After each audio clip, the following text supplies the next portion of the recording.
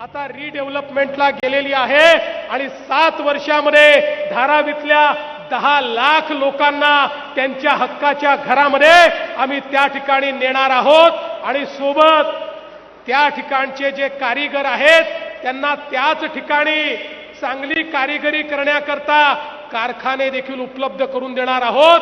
2 लाख लोकांचा रोजगाराचा प्रश्न हा त्याच ठिकाणी सोडवण्याचं काम हे सरकार करणार आहे।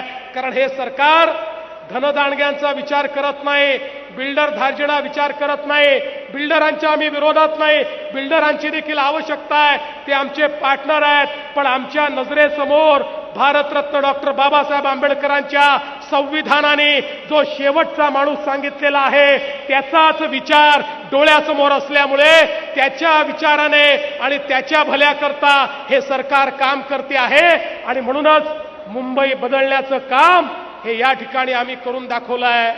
आणि म्हणून आज आमच्या विरोधात जे लोक वल्गना करतात, शिंदे साहेब त्यांना आपण विचारलं पाहिजे, त्यांनी एक प्रकल्प दाखवावा, एक या अख्ख्या मुंबईमध्ये त्यांच्या काळात त्यांनी केलेला एक प्रकल्प दाखवावा, ते काहीच करू शकले नाहीत। केवळ येतात, भाषणं ठोकतात आणि त्या ठिकाणी निघून जातात। अरे भाषणाने जर पोट भरलं असतं तर या मुंबईमध्ये कोणीच उपाशी राहिला नसता। भाषणाने पोट भरत नाही, विकासानं पोट भरतं, विकासानं रोजगार निर्माण होतो, विकासानं लोकांच्या हाताला काम मिळतं, घर मिळालं तर त्या ठिकाणी सामान्य माणसाच्या जीवनात परिवर्तन होतं आणि ते करण्याचं काम या महाराष्ट्राचं आमचं सरकार, तुम्ही जी निवडून दिलेली ही त्रिमूर्ती आहे, आम्ही तिघं आणि आमचे सहकारी या ठिकाणी हे काम करतो।